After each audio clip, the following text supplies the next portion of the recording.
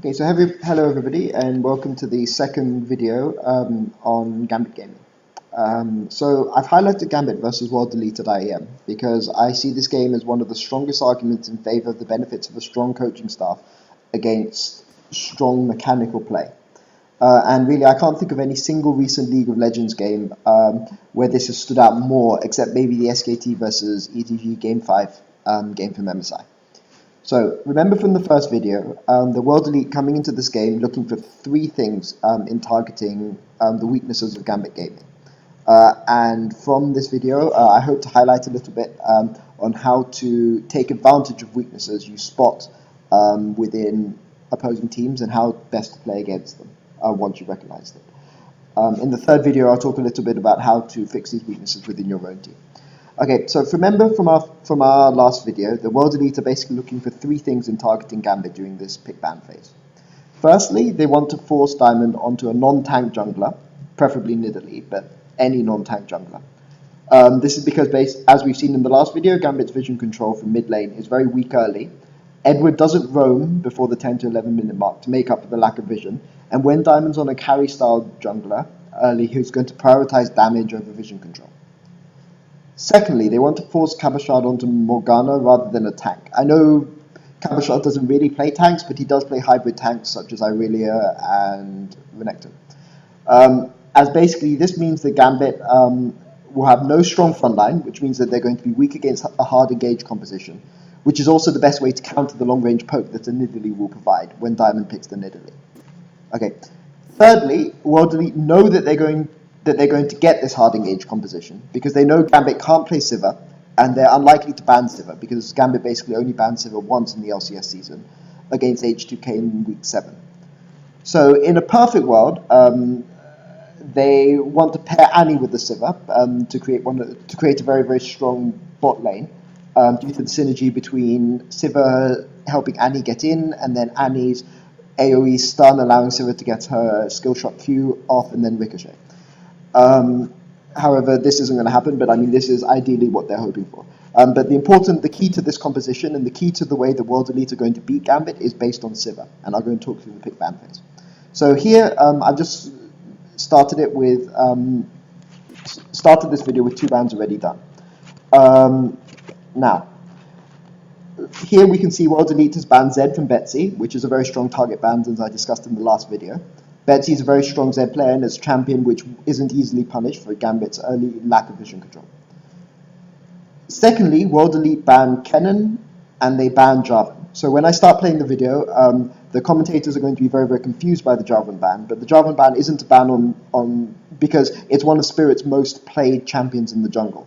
And they're wondering who this Jarvan ban is against because Diamond doesn't play Jarvan in the jungle. But actually, it's a ban against Cabochard because Cabochard played Jarvan top in the first game of the day. This is the elimination game in Group B at IEM. Basically, these are target bans against Cabochard, which are forcing Gambit to make more general bans, which means they're less likely to ban the Sivir. And also, basically, the commentators completely missed this. They're really, really confused about it. But we'll go and talk through the pick ban phase. Okay. Weird as well. Right, and I think if you look at Monty's face around now, when he's discussing the Jarvan ban, basically all the commentators are very, very confused. Okay, so from Gambit's side, if you look at this pick ban phase, I actually don't really understand the Ezreal ban because he's not really a Shia champion. It's more like an ADC ban, so I guess that must be something that came up from Scrim. But it is a very strange ban. The other bans make sense. Maokai obviously being one of the best engaged tanks. And Annie, as I said, Annie is a very strong engaged champion as well. Actually, I'm pretty sure that Gambit are basically left with their final ban deciding whether to ban Annie or Rek'Sai. And they decide to ban Annie. I'm pretty sure if they banned Rek'Sai, that World Elite would have first picked Annie. If Gambit bans something else besides those two, I'm not too sure. I think they probably pick Rek'Sai because the goal again is to force Gambit onto a jungler, force Diamond onto a non-Sightstone jungler such as Nidalee. Okay, so I'm just gonna, so that's something I wanted to talk about bans. I'm just gonna fast forward to the end of the pick ban phase. So, which is here at 17. Okay, so here we see the team compositions in the order that they've been picked. So World Elite first picked the Rek'Sai, which is very smart. Again, they're trying to force Diamond onto Nidalee. And here Gambit take Nidalee and Morgana, which is pretty much as expected and pretty much what you can see from Gambit's pick ban phase, as we talked about in the last video, with all the associated weaknesses that you're going to have in the team composition here. Then World Elite make a very smart pick here. Okay, so remember that Annie is banned, but remember that when they get their Sivir later, they're going to be able to use Sivir to accelerate Diana into the team fight, which takes out one of Diana's weaknesses, which sometimes it can be difficult for Diana to get into the backline. But Sivir is going to help that. But the really smart pick from the World Elite coaching staff is that they pick this Janna here. Now, Janna is Edward's best disengage champion, and by picking Janna, they put Gambit in a very difficult situation. Because what they're basically saying here is that either, because we know you're going to play Morgana top, and we know you're going to play Nidalee in the jungle. So you have to pick the hard engage from your mid lane. If you don't pick hard engage from your mid lane, we're going to pair our Janna with a hyper carry, AD carry, such as Jinx, and you're not going to be able to get into our back line, and we're going to just protect the hyper carry composition, and there's nothing you're going to be able to do about it. If you do pick a hard engage mid laner, you're going to have no peel, and this means that we're going to be able to pick the Sivir that we wanted to pick originally, and there's nothing you're going to be able to do about it. And I think this is where the pick ban phase is won, as well as Gambit not banning Sivir, and not realizing that they have to ban Sivir here. So what happens in the end is Gambit go for the hard engage mid laner, they pick the Twist of Fate, and they pick just a general AD carry pick. And World Elite answer with Sivir Hecarim. So now basically Gambit are in very serious trouble. Edward doesn't play Nami, but he does play Janna, but they pick the Janna. And Kabashar doesn't really have a good disengaged champion because his Jarvan and his Kennen have both been taken away. Kennen, of course, having a good ult to counter-engage, and Jarvan being a disengaged champion because he can, although Jarvan's normally an engaged champion, Jarvan's ult, which creates a wall in the terrain, can be used as a disengage tool. So this means that Edward takes the best champion he has left, which is Thresh, but Gambit already know they're in big trouble, and it tilts them noticeably in the early game. And Gambit are going to have to snowball this game very hard from the early game, because they're just not going to win in the late game, because their team composition, which relies on poking with a sort of hard engage at mid, is not going to be able to deal with a composition which gets into the backline as easily as World Elite does here. In fact, Gambit has almost no peel in this team composition outside the Thresh and a little bit the Morgana ultimate, whereas all of World Elite's champions, with the exception of Janna, get into the backline very easily. And Janna can counter any sort of counter-engage that Gambit are hoping to get. Also, bearing in mind Gambit's love of pick compositions, this Janna pick is also very good because it can protect somebody from a pick composition. Okay, so at this point, basically, World Elite have won the pick ban phase and have a team composition which is massively advantaged over Gambit. However, Gambit's play in the early game, except for the vision control, which we're going to talk about, is strong enough to keep this game close until World Elite will eventually run them over. But we're going to go through the game. Okay, so I'm just going to skip some commercials. And we're going to go into the game. So what we see is a standard lane setup, pretty much. The lane swap makes sense, simply because Gambit can farm very safely with Morgana bot lane, who's very good at farming the 2v1, and World Elite are maybe not comfortable playing their Sivir Janna lane into Graves Thresh lane, because Graves Thresh has kill pressure on Sivir Janna, whereas Sivir Janna has no kill pressure on Graves Thresh, really. Okay, so let's go and watch the game for a little bit. Okay, and here we can see World Elite, and here's where Gambit make their first good heads-up play of the game, which is, as you'll notice, Hecarim starts on Wolves, and Rek'Sai starts on Gromp, and he smites the Gromp here. Thresh is going to come around. This is Edward making a good heads-up play and deny Rek'Sai the blue, whilst Diamond gets his typical solo stuff. And this is an individual Gambit player making a good heads-up play. So, and Edward will get the second goal from that. So here you see Edward coming down, and he's going to steal this blue here. Now, Nidalee already has a red, and what Nidalee does here is very, very smart. He does an early gank, having managed to get an early red, and is able to blow the flash because Diana has no escape. However, notice that Yuja, who is the support of World Elite, immediately goes and wards Gambit's blue here. Because he sees the red on Diamond, and he realizes that there is an opportunity to go and deny Diamond one of his buffs. Remember that Spirit has been denied his blue buff by Edward stealing it, which we're going to notice later, which is commentated later. So, World Elite realize that they're strong 2v1 in the box, in the bot side, and they can take this blue easily on a 4v3. This is actually Edward's misplay, because he is, if I just pause thing here, Edward recalls at 3 minutes, which is too late here to contest this blue buff, and he's only out of base at the 3-minute 20 mark. Having stolen the blue, it should be obvious that Rek'Sai is now going to come down to the bottom side of the map to try to go and take the red, and possibility to contest the blue buff. And Gambit basically aren't awake to the fact that their second buff is on the bottom side. And actually, but this is something which they're not punished often for in EU LCS. But against international competition, a good support is going to come immediately when they see that you gank mid early on with single buff and ward your second buff. Especially when they have the numbers advantage in the bot lane. Okay, so if we keep watching, so Edward recalls with the intention of coming down to contest the second buff, but isn't able to get there in time and ends up just not doing it. Okay. So what Gambit tried to do is they tried to push the wave in here. However, Aluka, who's on Hecarim, realizes that he's very, very safe in the top lane because they see Diamond bottom lane. And therefore he knows that he can stand around. So even though Gambit are pushing into the tower, they don't actually have a lot of pressure because Aluka knows that he's not going to die. He can just farm reasonably safely under the tower. And here is where you see the advantage of a team which is strong with vision, but going against it in the early game versus a team that is weak in vision in the early game. So notice that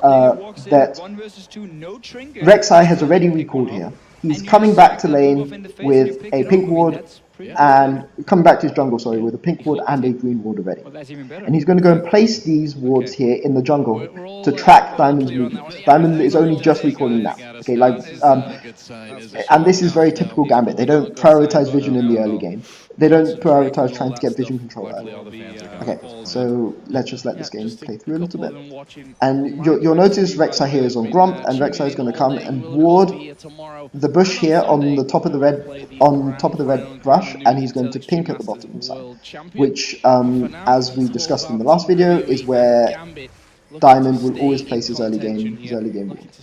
So maybe he expected there to already be a ward in this bush, but Diamond has delayed his recall. So he places the pink ward, expecting to be able to clear a ward here because it's the most common warding position for Gambit, but it's not done. Now, notice here, Spirit, ex-carry jungler, has played carry jungles in the past, is here playing a support role, buying a lot of wards for his mid laner. And this is the duo lane mid that I'm talking about. If your mid laner doesn't buy a lot of wards, you have to rely on your bottom lane. So they see Diamond coming towards top lane, and this is actually, to be honest, this is garbage by World Elite. So they know that Nidalee is top side, and they know that Nidalee is going to come and dive top lane. That's why Rek'Sai stays around here. This is why Rek'Sai is still in lane, because they see Nidalee over this ward here that they placed on red coming to top side, and basically Gambit just gets, well, watch what happens. So Nidalee is in this bush, but World Elite know that Nidalee is not on the map, and they know that Nidalee is here. And basically, this is just absolute garbage. So they know Nidalee is here, and they don't play as safe as they should. And Gambit get a good mechanical play. They hit their 2 skill shots, and they manage to go and get the kill. So again, despite the fact the World Elite are so much stronger on map control, Gambit managed to get a mechanical outplay, which leads to them getting it. However, they're still under pressure to try to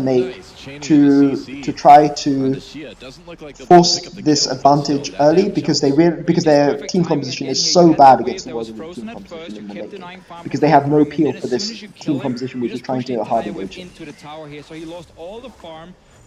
Coming up, though, at this point, we're going to see the disadvantages of having a weak vision control early game.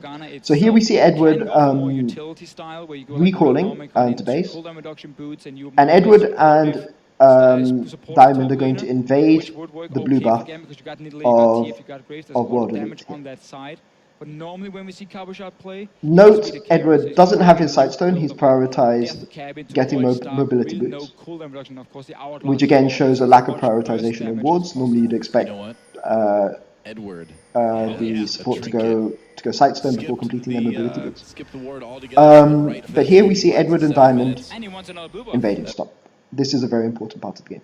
So here, note that Edward doesn't place the ward that he's bought in base. He's going to place the ward inside this blue buff bush in order to aid with the steal.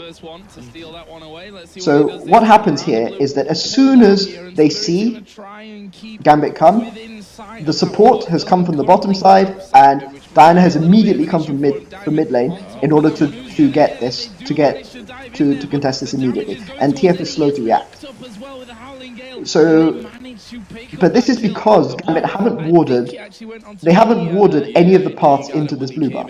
They've just gone for the blue buff steal with no ward control, and this is the weaknesses to do it. They lose the blue buff because they don't ward into that engine, and so they try to make a strong play and are punished very badly. There, of course, you're going to see the replay of Pinoy just making a good heads-up play. Again, this is a good heads-up individual play, but because of their failure in the grand strategy, they can't capitalize on this. So basically, Pinoy comes over this wall expecting a Luca, gets the kill on the Luca. It's a good heads-up play, but it doesn't matter. It's just a kill. They don't gain any objectives from it. And despite the fact that Pinoy manages to get the kill here, he's down a lot of CS on Sivir, and Sivir has been solo farming the bot lane, so it's actually higher in levels, which means that the difference in gold here is not actually very large, even though Graves is 101 to Sivir is 000. Sivir does have a lot of CS, solo CS, which means that Sivir's advantage in level is going to make up for the fact that Graves has an item and a gold. Note here as well about just having kills. So despite the fact that Gambit have the kills early game, they haven't translated this into map control or vision control, and as a result, World Elite are able to pick this dragon up pretty much solo, because World Elite haven't prioritized anything in that part of the map, and they're able to get this tower here, which were a long time before Gambit are able to get their tower in the top side, and that equalizes the gold advantage. And actually, even though Gambit are heading gold before the tower falls down, the fact that Sivir is up by so much, by so much EXP cancels this disadvantage. Okay, so the commentators actually discuss here about early power spikes and the early power spikes that this Graves will give this composition. But in reality, Sivir's so far ahead in CS and in terms of experience that it doesn't really matter. Sivir is actually pretty close to as powerful as Graves, and they're not able to exploit the fact that they might have had a power spike simply because their vision plays so poor. And this is going to cost them. Okay.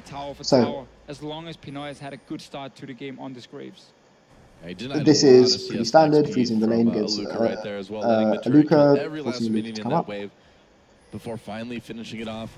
And remember, all the time, because of the pick ban phase, Gambit are on a ticking clock. They had to win this early, or they had to snowball very, very hard early, or they're going to lose the game because of their team It hasn't looked like everyone's kind of on the same page at this point. Okay.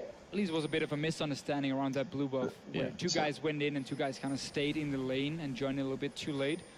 But 2-on-2 lanes now on the top side. Oh yes, okay. So here the commentators talk about misunderstanding between Gambit team members, but it's not really a misunderstanding.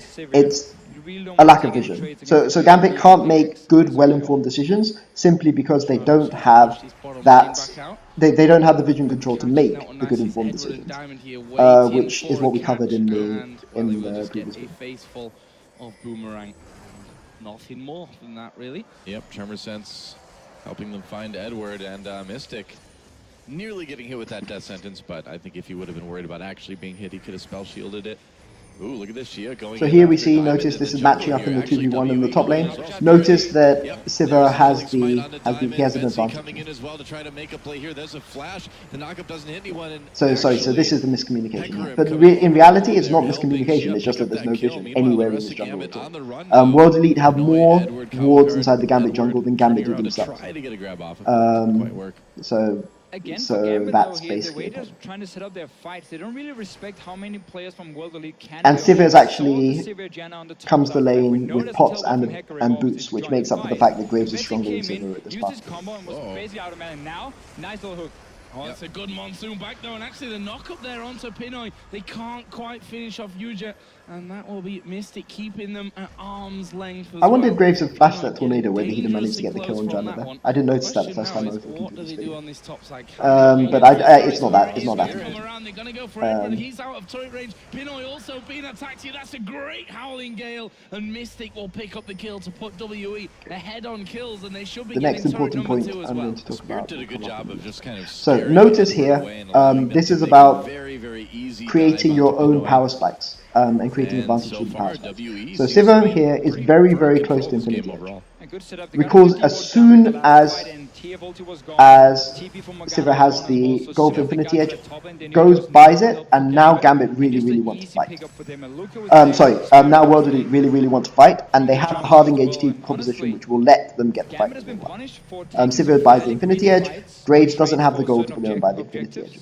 Could maybe, well, I mean he died so he couldn't stay out longer, but the point about this team composition, the hard engage against the lack of disengage from Gambit, is that World Elite now really, really want to fight and are going to use their Diana, their Sivir, to get their Diana into the team composition, into the opponent's backline, in order to force a fight. And here is where we see the game begin to snowball out of control. Farming off with those wild cards. Diamond getting a pretty Just big coming tier in. here in Italy. Normally what you want to do is have your Hunter's Machete, and then on the first back you just go. So we have Sivir coming to mid lane, and they're going to put pressure on the mid tower here, which you can't see because of the CSL icon, unfortunately. But they put pressure on the mid lane, and with the intention to chase down anybody who's defending mid lane tower, because they see the Morgana in the top lane. And they know them. Sorry, Sivir comes to the bottom lane and is now going to rotate mid to put pressure on the tower once they push that. My notes are incorrect. Oh, Diamond in big trouble. Shia coming in as well. Betsy able to get that gold card off to take the pressure off of Sivir comes to the mid lane. They push down the mid tower, and then they use their composition's innate strength to go and chase down Gambit. A lot of magic resist already on Diana here in this mid lane. And all of this power spike advantage, this is taking advantage of your power spike. They have an Infinity Edge compared to nothing from Graves. No completed item. So they kill the tower immediately, go straight in with Diana, take out Thresh immediately. And even though their champions are weaker at this stage in the game, in theory, it doesn't matter, because they're fighting with their power spike. We're going to get some very, very good ult, but it's basically cancelled, and Sivir is able to completely wreck. They get a 3-for-1 exchange here, and leave the fight with very, very low health, which is basically as a result of the fact that they are weaker at this stage of the game. Their champions are weaker from this stage of the game, but they fought on an AD carry power spike. And if Graves had had an Infinity Edge in that fight, then Gambit would have been able to beat World Elite in that fight, and would have been able to maybe get a 4-for-2 or a 4-for-3. But World Elite have realised that they have the power spike advantage and have just gone immediately. This Diana pick we just mentioned, despite the fact that they get very, very low. with this early magic resist. So good ulti from And at this point, once this fight happens, there's no way the Gambit can win the game anymore, really, because they're relying on snowballing early, and they're not going to be able to snowball at this point. World Elite have a lead, early game lead, and their team composition outscores. Quite a few kills and a mid tower. Yeah, that's true. Dragon is up. And we'll okay, see so possibly here, rather than watching these fights, I'm just going to accelerate to the late game and show you what would happen. Now, the next two fights we're going to look at are fights where you can basically see the team compositions, and which makes me wonder why teams in EU LCS didn't try to punish Gambit in this way earlier, besides H2K. H2K did it, and as a result, they got Sivir banned against them. most, at least. But we're gonna go to the Baron fight, There is still a warning side which of is the Death Brush, which they've not currently scanned and don't actually have any of. Team fight. Okay, so there's a lot of farming here. Remember that World Elite are basically extending the game here deliberately. Okay, so here we're going to have a look at the fight, and this is a fight where Gambit had their best opportunity to win. Get a quick kill where you don't have to move too far away from your lanes. World Elite are quite a long way ahead in gold. However, they make a interesting call, we'll say, to go for Baron here. In part because they get the AD carry caught out, who is the main source of damage on the team, although Nidalee also has quite a lot, and they go immediately for Baron. And this, what this is going to show, maybe they should have retreated from Baron here, but they realize that they realize that they don't have to retreat here because they have the team fight advantage. So even if something bad happens, which is exactly what happens, Diamond gets the individual outplay and is able to steal Baron. However, the team compositions are so mismatched that it doesn't matter. Gambit can play better all they want, but they're still not going to win this game.